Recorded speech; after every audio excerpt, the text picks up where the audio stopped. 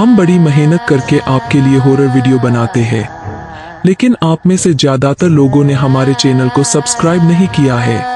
अगर हमारी भयानक कहानियां आपके दिल की धड़कनें तेज करती है और आपको रोमांच से भर देती है, तो हमारे चैनल को सब्सक्राइब करना ना भूलें। तो आइए इस डरावने सफर में हमारे साथी बने, सब्सक्राइब करें और हमारी हर नई कहानी का हिस्सा बने। 13वीं मंजिल। एक दिवाली की भयानक रात। मुंबई की चकाचौंध, तेज रफ्तार जिंदगी और आसमान को छूती इमारतों के बीच छिपे होते हैं कुछ ऐसे रहस्य जिन्हें जानने की हिम्मत हर कोई नहीं करता। लेकिन क्या हो अगर तुम एक ऐसी जगह पर आ जाओ जहां इस दुनिया और दूसरी दुनिया का फासला मिट जाता है। एक ऐसी रात जब दरवाजे खुलते हैं और वो वापस आते हैं जिनका काम अब तक अधूरा है। क्या तुम उस रात को जिंदा बच पाओगे? रोहित और पूजा, एक नवविवाहित जोड़ा, मुंबई की एक नई इमारत में 13वीं मंजिल पर एक सुंदर अपार्टमेंट में शिफ्ट होते हैं। यह उनके लिए एक नया अध्याय था।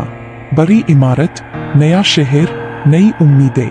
अपार्टमेंट शानदार था, इमारत आधुनिक और उन्हें सब कुछ परफेक्ट लगा। लेकिन उन्हें एक अजीब सी बात का पता चला। 13वीं मंजिल के अपार्टमेंट को लेकर कई कहानियां फैली हुई थी। कुछ लोग कहते थे कि इस मंजिल पर अजीब घटनाएं होती है, लेकिन रोहित और पूजा ने इन बातों को महज अफवाह समझकर नजरअंदाज कर दिया। दिवाली की रात थी। पूरी मुंबई रोशनी और पटाखों से जगमगा रही थी। रोहित और पूजा ने भी अपने घर को दियों से सजा रखा था। जब सारी तैयारी हो गई तो पूजा ने कहा, मैं यह पूजा की थाल लाती हूँ। रोहित बालकनी में खड़ा था जब अचानक उसे दरवाजे पर दस्तक सुनाई दी।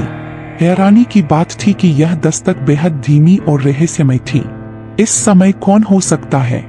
उसने खुद से पूछा। उसने दरवाजा खोला, लेकिन सामने कोई नहीं था। उसने इसे नजरअंदाज कर दरवाजा बंद किया।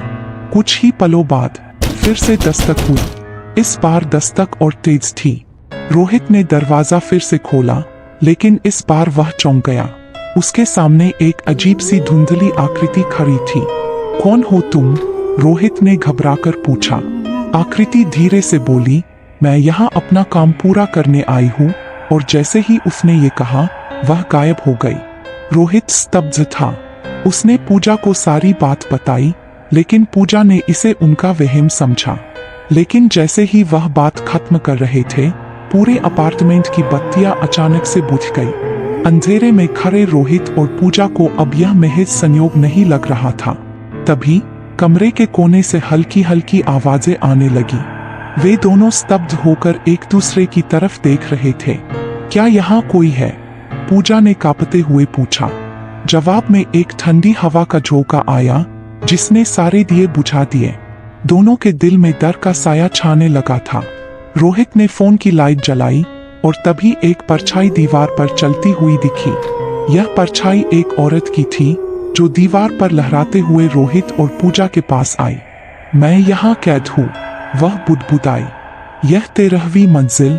इस रात हर साल उन आत्माओं का दरवाजा खुलती है जिनका जीवन इस इमारत में अधूरा था। रोहित और पूजा सन्न रह गए। तुम्हें क्या चाहिए? पूजा ने कांपती हुई आवाज में पूछा।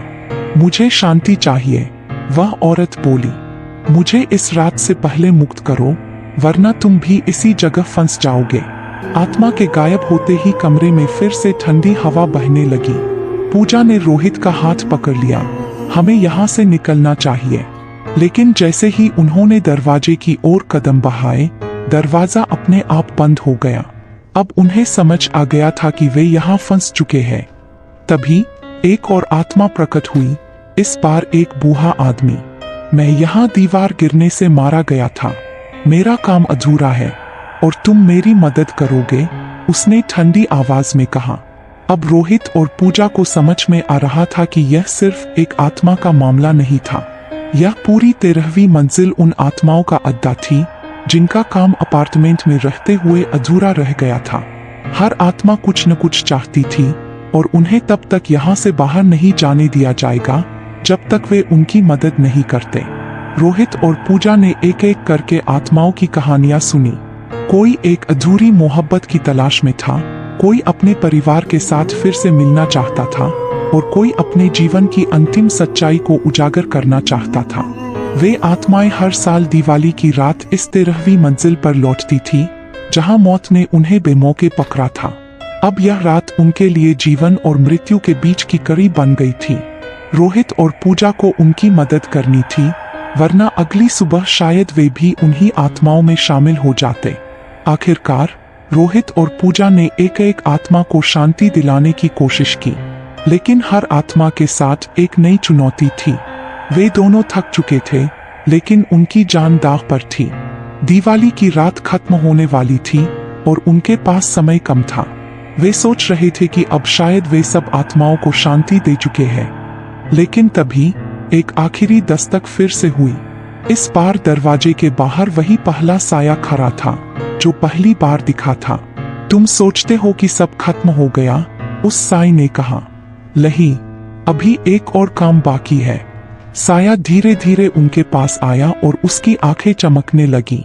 तुम्हारे लिए भी एक काम है, और जब तक वो पूरा नहीं होता तुम यहाँ से नहीं जा सकते। रोहित और पूजा ने एक दूसरे की ओर देखा। अब यह सवाल था, क्या वे इस काम को पूरा कर पाएंगे या यह रात उनकी आखिरी साबित होगी। यह रहस्य 13वीं मंजिल के अंधेरे में छिपा रहा और अगली दिवाली तक शायद किसी और को इस सच्चाई का सामना करना होगा। Subscribe Fear Fuse for more.